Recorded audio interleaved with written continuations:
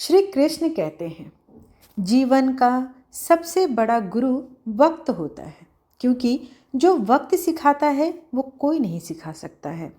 आज इस सुविचार के साथ आज की कथा का आरंभ करती हूँ। आज आप श्रवण करेंगे गीता महात्म्य कथा का 6ठा अध्याय।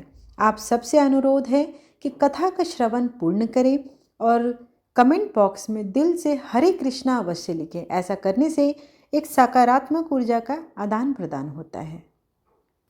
श्री भगवान कहते हैं, सुमुखी, अब मैं 6ठे अध्याय का महात्म्य बतलाता हूँ, जिसे सुनने वाले मनुष्यों के लिए मुक्ति करत लगत हो जाती है।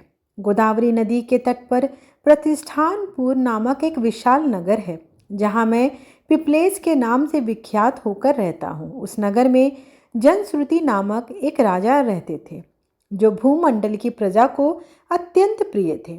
उनका प्रताप मार्तंड मंडल के प्रचंड तेज के समान जान पड़ता था। प्रतिदिन होने वाले उनके यज्ञ के धुएं से नंदन वन के कल्प वृक्ष इस प्रकार काले पड़ गए थे, मानो राजा की असाधारण दानशीलता देखकर वे लज्जित हो गए हैं।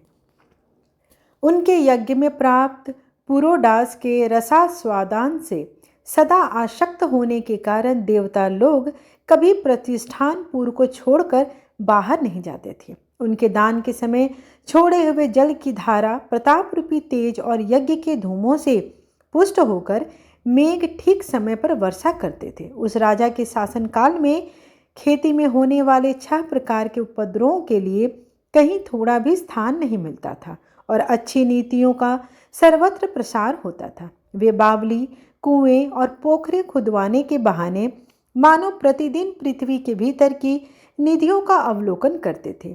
एक समय राजा के दान, तप, यज्ञ और प्रजापालन से संतुष्ट होकर स्वर्ग से देवता उन्हें वर देने के लिए आए। वे कमलनाल के समान उज्जवल हंसों का रूप धारण कर अपनी पंख हिलाते हुए आकाश मार्ग से चलने पड़े। बड़ी उतावली के साथ उड़ते हुए सभी हंस परस्पर बातचीत भी करते जाते थे। उनमें से भद्राश्रव आदि 2-3 हंस वेग से उड़कर आगे निकल गए। तब पीछे वाले हंसों ने आगे जाने वालों को संबोधित करके कहा, अरे भाई भद्राश्व, तुम लोग वेग से चलकर आगे क्यों हो गए? यह मार्ग बड़ा दुर्गम है, इसमें हम सबको साथ मिलकर चलना चाहिए। क्या तुम्हें दिखाई नहीं देता? यह सामने ही पुण्य मूर्ति महाराज जानुश्रुति का तेज पुंज अत्यंत स्पष्ट रूप से प्रकाशमान हो रहा है। पीछे वाले हंसों के ये वचन सुनकर आगे वाले हंस हंस पड़े और उच्च स्वर से उनकी बातों की अवहेलना करते हुए बोले, अरे भाई, क्या इस राजा जानश्रुति का तेज ब्रह्मावधि महात्मा रैकव के तेज से भी अधिक तीव्र है? हंसों की ये बातें सुनकर राजा जानश्रुति अपने ऊंचे महल की छत से उतर गए और सुखपूर्वक आसन पर विराजमान हो अपने सारथी को बुलाकर बोले, जाओ महात्मा, रैको को यहाँ ले आओ। राजा का यह अमृत के समान वचन सुनकर मह नामक सारथी प्रसन्नता प्रकट करता हुआ नगर से बाहर निकला। सबसे पहले उसने मुक्तिदायिनी काशीपुरी की यात्रा की, जहाँ जगत के स्वामी भगवान विश्वनाथ मनुष्यों को उपदेश दिया करते हैं। उसके बाद वह गया क्षेत्र में पहुंचा, जहाँ प्रफुल्ल नेत्रों वाले भगवान गदाधर संपूर्ण लोगों का उद्धार करने के लिए निवास करते हैं। तदंतर नाना तीर्थों में भ्रमण करता हुआ सारथी पापनाशनी मथुरापुरी में गया। यह भगवान श्री कृष्ण का आदि स्थान है, जो परम महान तथा मोक्ष प्रदान करने वाला है। वेद और शास्त्रों में वह तीर्थ त्रिभुवनपति भगवान गोविंद के अवतार स्थान के नाम से प्रसिद्ध है। नाना देवता और ब्रह्मर्षि उसका सेवन करते हैं। मथुरा नगर कालिंदी अर्थात यमुना के किनारे अति शोभा पाती है। उसकी आकृति अर्धचंद्र के समान प्रतीत होती है। वह सब तीर्थों के निवास से परिपूर्ण है। परम आनंद प्रदान करने के कारण सुंदर प्रतीत होता है। गोवर्धन पर्वत होने से मथुरा मंडल की शोभा और भी बढ़ गई है। वह पवित्र वृक्षों और लताओं से आवृत है। उसमें 12 वन हैं। वह परम पुण्यमय तथा सबको विश्राम देने वाला श्रुतियों के सारभूत भगवान श्री कृष्ण की आधार भूमि है। तत्पश्चात मथुरा से पश्चिम और उत्तर दिशा की ओर बहुत दूर तक जाने पर सारथी को कश्मीर नामक नगर दिखाई दिया, जहाँ शंख के समान उज्ज्वल गगनचुंबी महलों की पंक्तियाँ भगवान शंकर के अट्टहास की शोभा पाती है, जहाँ ब्राह्मणों के शास्त्रीय आलाप सुनकर मुख मनुष्य भी सुंदर वाणी और पदों का उच्चारण करते हुए देवता के समान हो जाते हैं, जहाँ मणिकेश्वर नाम से प्रसिद्ध भगवान चंद्रशेखर देहधारियों को वरदान देने के लिए नित्य निवास करते हैं। कश्मीर के राजा मणिकेश्वर ने दिग्विजय में समस्त राजाओं को जीतकर भगवान शिव का पूजन किया था, तभी से उनका नाम मणिकेश्वर हो गया था। उन्हीं के मंदिर के दरवाजे पर महात्मा रैकव एक छोटी सी गाड़ी पर बैठे अपने अंगों को खुजलाते हुए वृक्ष की छाया का सेवन कर रहे थे। इसी अवस्था में सारथी ने उन्हें देखा।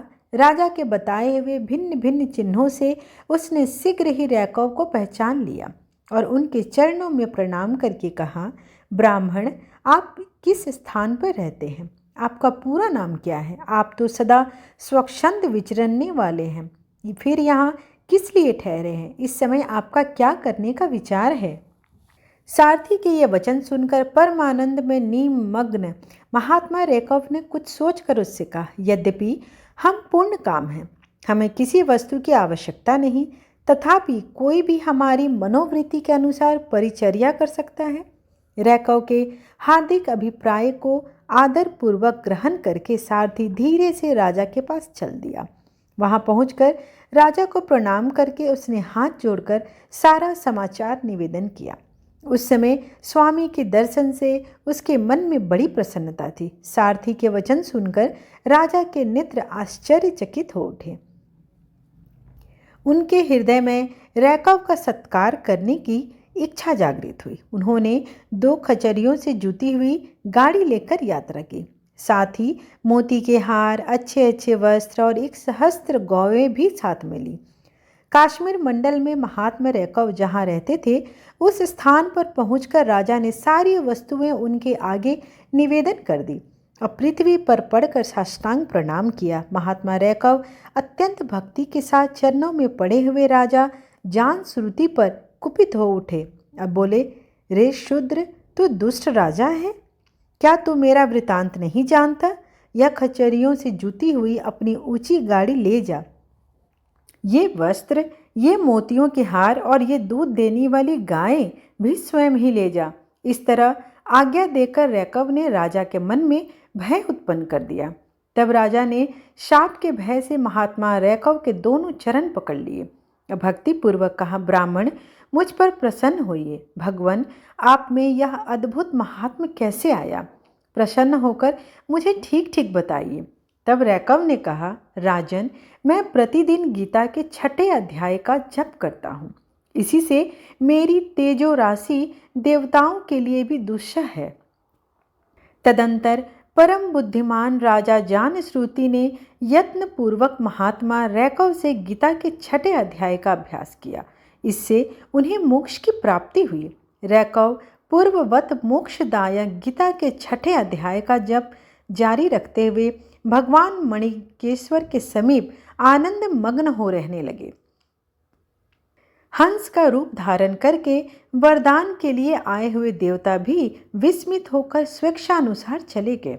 जो मनुष्य सदा एक ही अध्याय का जप करता है, वह भी भगवान विष्णु के स्वरूप को प्राप्त कर लेता है। इसमें तनिक भी संशय नहीं है। आशा करती हूँ कि आज का महात्म कथा आपको अच्छा लगा हो। वीडियो अच्छी लगी हो तो चैनल को लाइक, शेयर एंड सब्सक्राइब करना बिल्कुल न भूलें और कमेंट में दिल से हरे कृष्णा अवश्य लिखें। ऐसा करने से एक सकारात्मक ऊर्जा का आदान प्रदान होता है। धन्यवाद।